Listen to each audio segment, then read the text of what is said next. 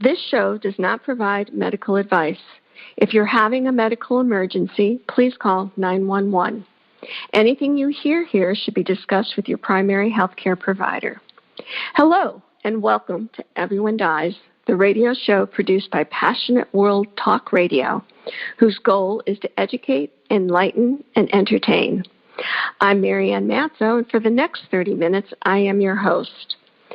I am a nurse practitioner certified in oncology, gerontology, and palliative care. And my post-retirement activity has been to start this radio show along with our website called everyonedies.org. That's EVERY, the number 1, dies.org. And our purpose is to answer questions that people might have, explore mortality, serious illness, terminal illness, and everything that goes with it. Because the reality is that we are all mortal people. And if we share that, then we also share many aspects that leads up to the end of our lives. Today, we're going to be talking with Lisa, and Lisa is a very experienced statistician and researcher, and she was diagnosed with breast cancer, had a lumpectomy, and then the follow-up treatment was to do radiation. So Lisa, welcome to the show. I'm so glad that you've joined us today. Thank you. So, how long ago were you diagnosed with the breast cancer? August of 2019, I believe. It was my first day of work.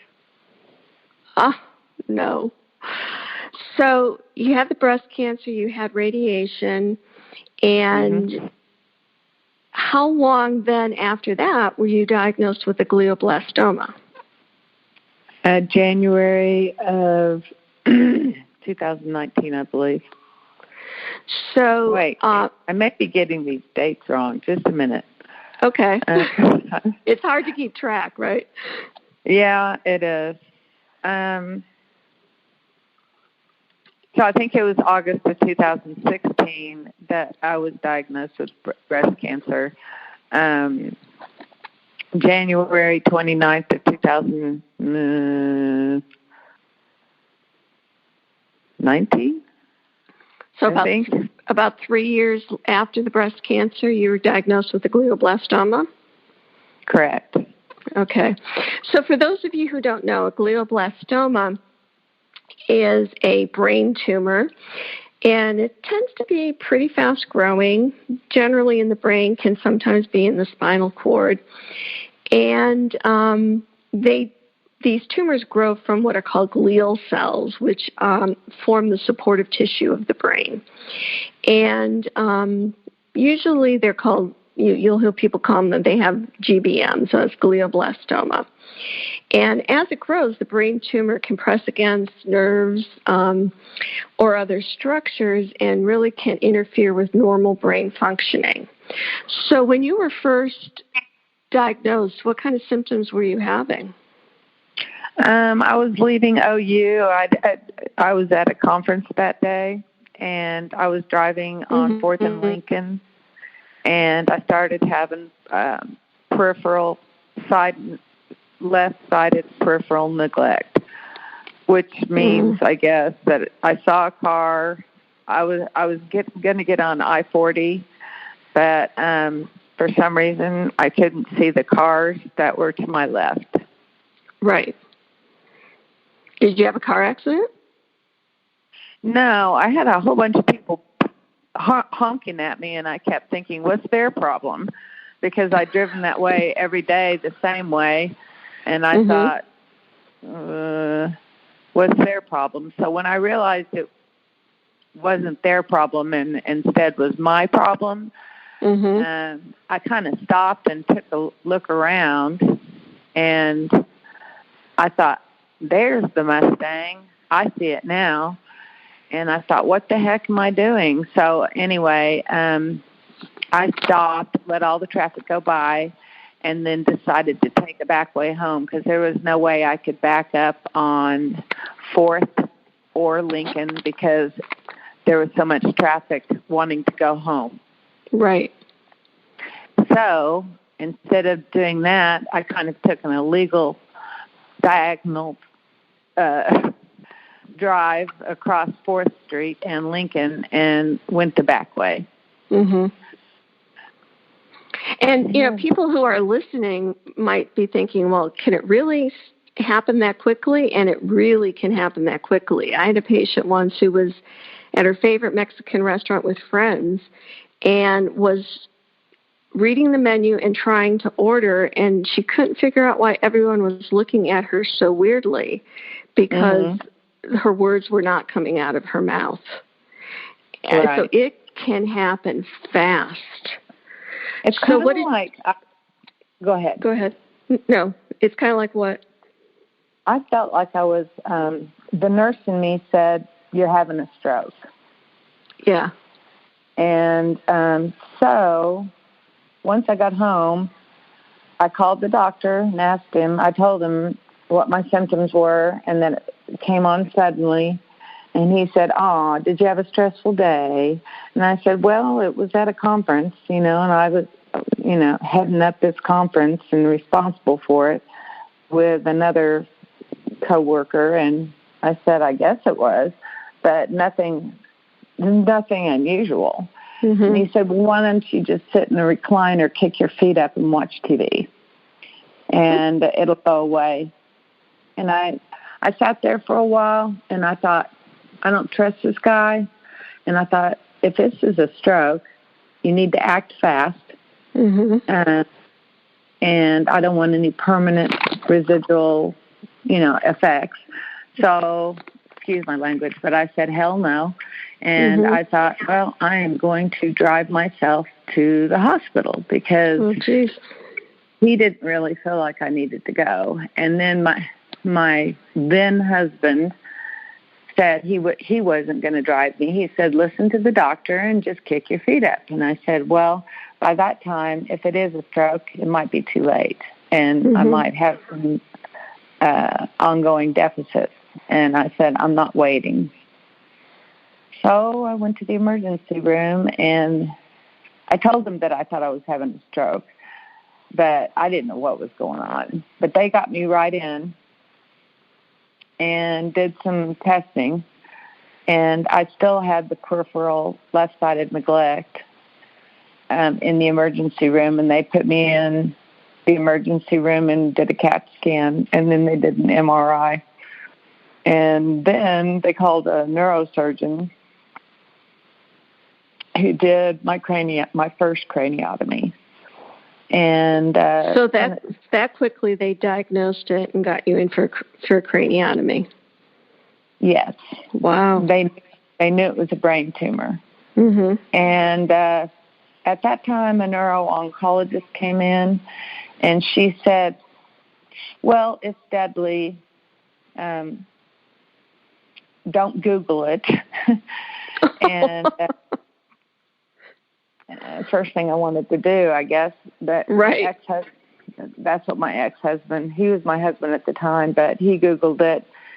And he said, it looks like you have about 3 to 6 months to live. So anyway, he didn't want to pay I guess they have an admission fee to the emergency room. Mm-hmm. So he just left. He took my credit card, but he didn't, or he said he was going to pay it, but he didn't. This is bitter onions or whatever it's called. But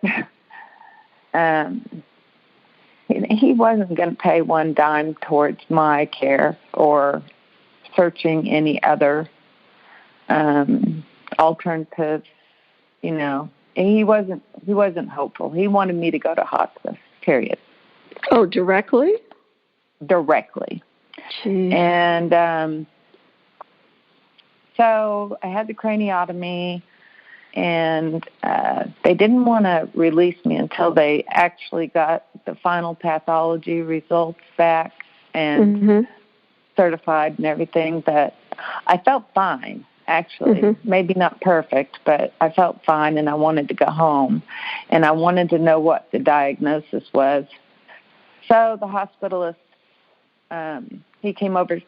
I asked him to come over to my bed, and I said, I don't want to be in the hospital. I said, I need to know what this is, if it's a glioblastoma, because I used to be a home health nurse, and I had patients that had glioblastoma. And I said, I want to go home and, follow up with a neuro-oncologist, not the one that came in to see me, though, because she didn't give any hope.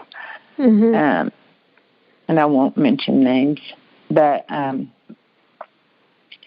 so I got on Facebook, actually, when I got home. And there was a doctor that was a researcher at OMRF. And he was researching with dogs and petri dishes and what have you. And I thought, well, get a hold of him, or got to be some clinical trials or something that I can get into. And fortunately, anyway, a friend of mine that works for OMRF, she got in touch with a friend that knew a friend that knew, and I got into the clinical trial. Oh, that's great. Yeah. I mean, not the one that he was researching, because according to the neuro-oncologist at Stevenson, I'd have to be a dog or a puppy. And I thought, well, I'm glad his trial hadn't made it up to humans yet. No. Okay. So what was involved in that clinical trial? It was called OKN-007. It's a chemotherapy, and it involved me getting an Infusiport because it's really harsh on the veins, and it goes directly into, I think, the superior vena cava. But anyway, that clinical trial involved radiation, chemotherapy, and this IV chemotherapy, and what was I going to say? Radiation. I don't know how many grays of radiation I got, because I'd already gotten, I think, 50 grays of radiation in my breast, or 60, whatever the maximum amount was. And so Dr. they mapped out my brain and decided where to radiate that. And I finished that. And then he works at OU. He felt like he could get more out of the glioblastoma. So I had my second craniotomy. I can't remember exactly when. I'm kind of a poor historian at this moment, but you've had stuff in your brain, so it's a lot harder to remember stuff. So in between the OKN-007 and I don't know if I had the second craniotomy. I had that in March. But anyway, I was septic, I think, 5 times. And oh, my gosh. The port got septic as well, so I had to have that taken out. So that ended my trial with the OKN-007. It's also called Oblato. And I think that's why I'm alive now, is that I got the most of it. I got most of it. But anyway, so thank God my MRIs have been stable so far. My next MRI is later in August. Okay. So you've done really well in terms of maintaining function. Did you get your peripheral vision back? Oh yeah. Wow. I haven't had any seizures after my second craniotomy. Mm-hmm. I'm not blaming Dr. that, but I did have some deficits. I was dragging my left foot, and I think I was having some brain swelling. Mm-hmm. But he had just moved to Oklahoma City from Boston. He went to Harvard, and he had to move his family back from Harvard or back from Boston to Oklahoma City. So he took off right after my second craniotomy. And I think he kind of forgot to leave any orders for dexamethasone to reduce the brain swelling. And I had excruciating pain. Excruciating. I can't even, on a scale of 1 to 10, it was probably about a 500. And wow. It's indescribable pain, and they were using, I think, everything that they could, including fentanyl, which would temporarily take away some of the pain to down to a 200. But every time they tried to move me, like sit me up, that would increase the intracranial pressure, and the pain would come back. And so I was discharged from the ICU with excruciating pain and vomiting, profuse vomiting, and deficits where I could not walk very well, especially on my left side. Wow. Did they finally realize that there was no dexamethasone ordered and get you some? I called and said, because after my first one, they gave me dexamethasone, and I flew through that with flying colors, without any deficits, without any pain, without anything. And I thought, something's not right. And I don't know what you call them, a resident or whatever, that took over his practice or his responsibility for me. He finally ordered. Yeah, it could have been whatever, probably the neuro team took over. I'm just surprised they didn't notice that you didn't have any dex. That's a pretty common order to put in after brain surgery. Exactly. So they did order it at quite a high dosage. Thank God, because it helped everything. And I had to wait of it. You know, you have to titrate down off of it. But anywho. So now, do you take any medication at all? I take what they call Keppra, or it's for prevention of seizures. Right. I have not had any seizures that I'm aware of. Thank God. So some of the most common symptoms of glioblastoma for our listeners are frequent headaches, which tend to be worse in the morning, nausea and vomiting, memory loss, seizures, changes in personality, mood, or ability to concentrate, changes in speech, vision, or hearing, muscle weakness, difficulty speaking. So any of those can be symptoms of glioblastoma. Right. And we know, as we've said, that it can come on pretty quickly, and it's usually diagnosed with the scans that Lisa talked about, MRI, CT. They look at reflexes, coordination, response to pain. And at this point, usually with a glioblastoma, as Lisa told you, it's a pretty short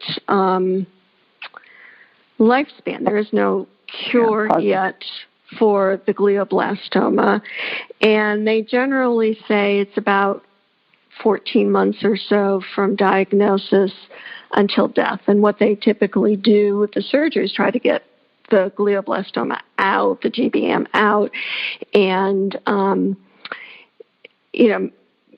try to increase the length of life. The problem with the glioblastomas is that they're like little roots throughout the brain. It's not just one solid tumor. They can go in and plop out. It's like literally roots going throughout, and you can't really get them all. Right. That's how you understand it too, Lisa, right? Yes, and it's very aggressive, and if it has a good blood supply, it can grow back rapidly. Right, and yours has been behaving. So far. Yes. So far, that's great.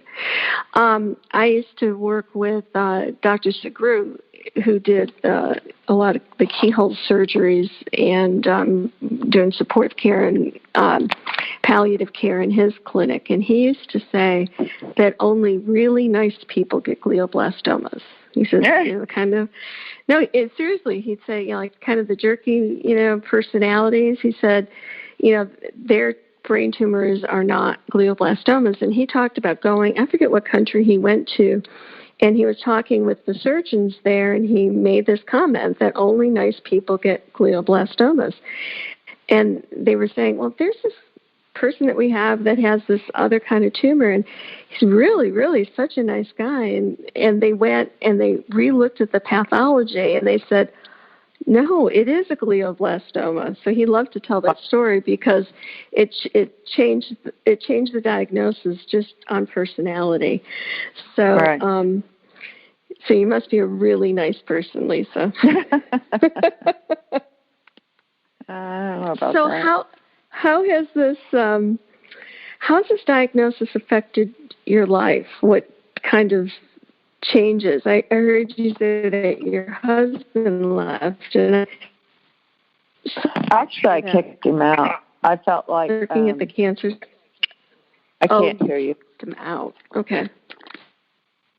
He said, "Well, what happened?" I couldn't understand you. Go ahead.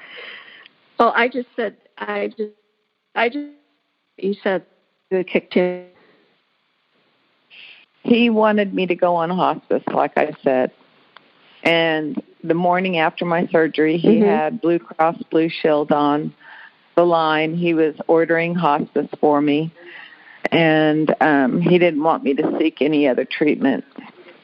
And I said I thought that was my decision to make, and maybe even my doctor's decision to make. So I told the guy, I think his name was Chris, I said, I'm going to hang up the phone now, and if we need your services, I'll call you later. So my husband and I had a little talk, and I guess I'm about the wife of his that's either had breast cancer or a brain tumor. So anyway, I heard God say, get this evil person out of my life, because he was creating a lot of problems, a whole lot of problems. I don't even want to go into it right now. He put his name somehow on my State Farm life insurance as the beneficiary, when in fact my son was beneficiary. State Farm still cannot tell me how he did that, and he backdated it.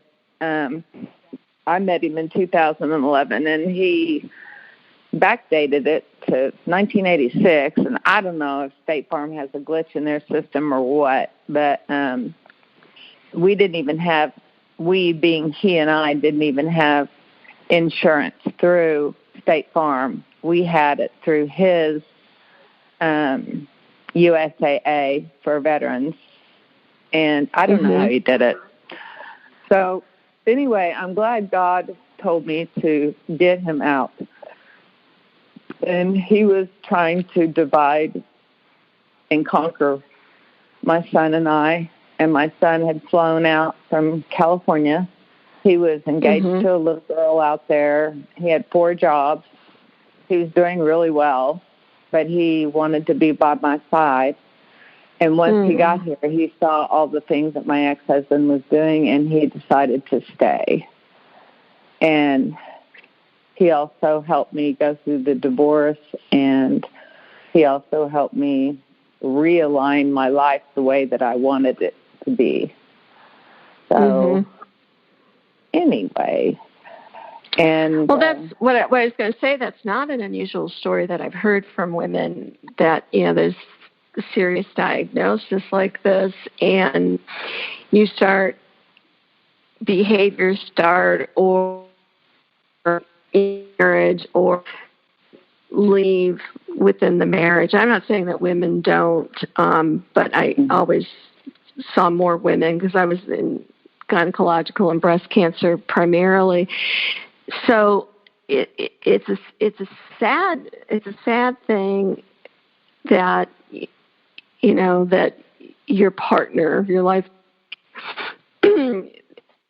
things occur, but you were able to find yourself in that. I attribute that to the Holy Spirit, because I wouldn't have been able to do it without God. I got to plug in my phone. Hold on just a minute. It's low battery. Oh, okay. Okay. Yeah. So if we get disconnected, sorry. I don't know what else to do except call in on my home phone. No, I think you're good. I think you're good now. Okay. So this sounds like your faith was important to you throughout all of this. Absolutely. God, I felt like God spoke to me. I felt like he said, Lisa, I have you in the palm of my hands. Lisa, I know all the things you're worried about. Don't worry about them. I know you're worried about finances. Don't worry about them, although I am worried about them.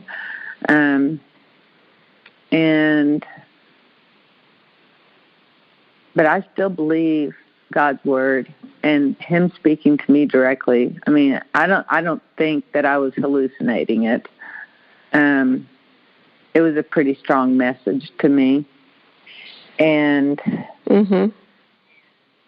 so, yes, my faith got me through that.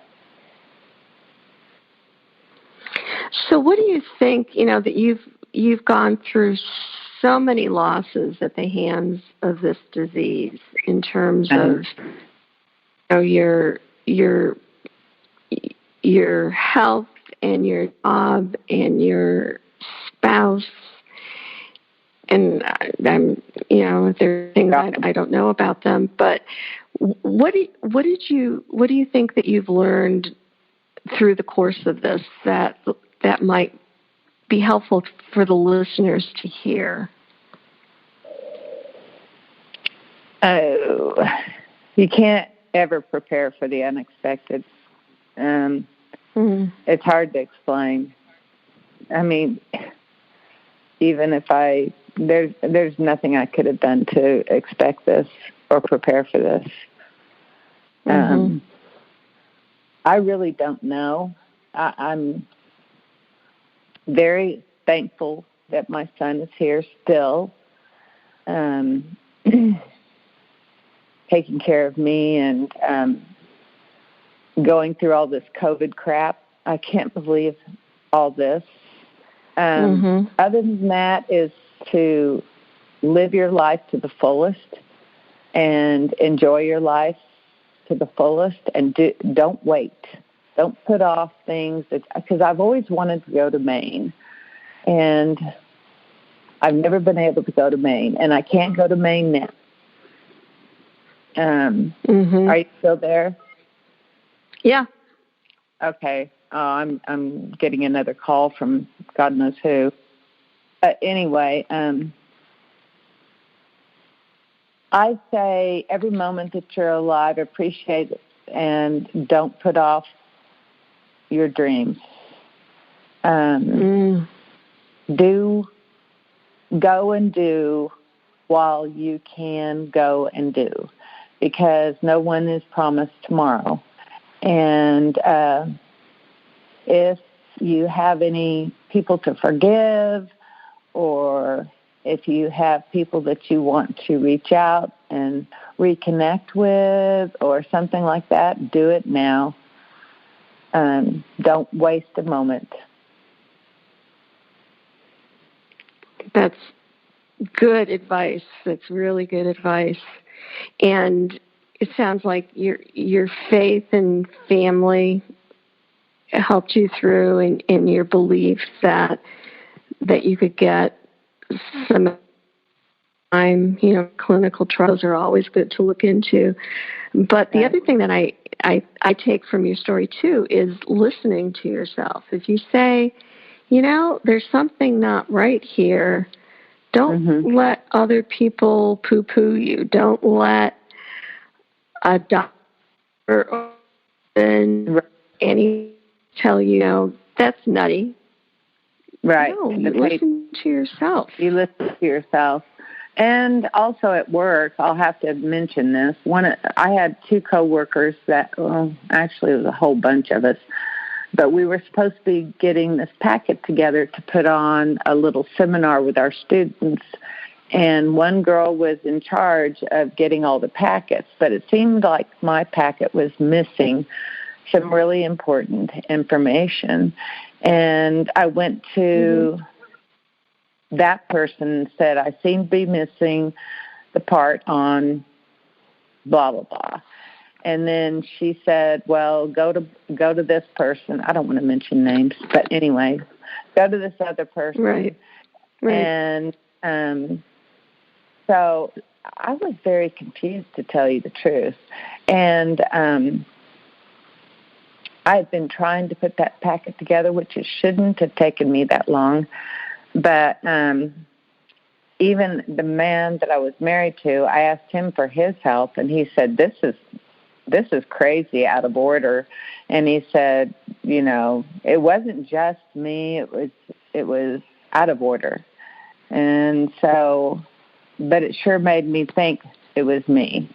And then that day also, the day that I had the peripheral neglect, was the day that I was diagnosed. And I know there was 2 coworkers that in the Xerox room said, Lisa, there's something wrong with you.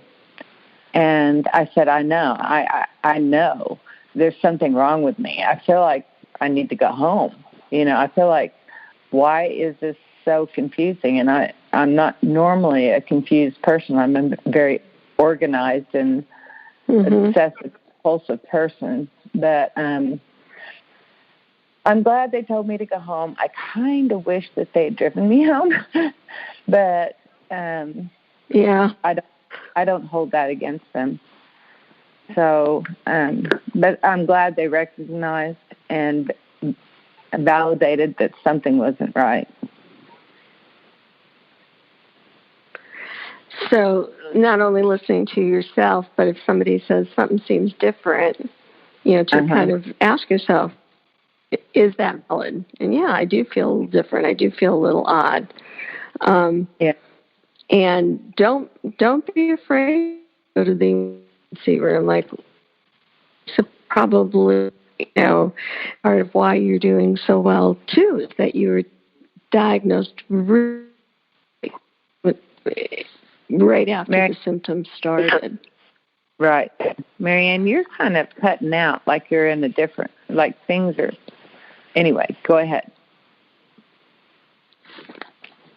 Well, it internet, the heck knows. But, we're kind of at the end of our 30 minutes. Any final things that you'd like to say? No, not really. Any other questions that you might have? Not right now, but if people do have questions, you can write to us, and I'll give you our email address. And I really want to thank you for taking your time to share your stories and to help other people, learn a little bit about glioblastoma and learn a little bit more about life and to learn about trusting and listening to yourself. Right. So, us today. And thank you to our audience for spending time during Everyone Dies. You can read our blogs and listen to our other podcasts at everyonedies.org. That's EVERY, the number 1, dies.org. Thank you to our producer, Jeanne White, and to our CEO, Lillian Caldwell. We produce a new show every Wednesday to answer questions related to life, threatening illness, dying, and death. Remember, you can listen to Passionate World Talk Radio on Spreaker and our shows wherever you listen to podcasts. If you have a topic that you would like to discuss with our show, or if there's comments that you would like to send to us or to Lisa, please email me at Marianne at everyonedies.org. It's MARIANNE at everyonedies.org. It's EBERY, the number 1 dies.org. I hope that you live your best life every day, and remember that every day is a gift. Thank you for listening.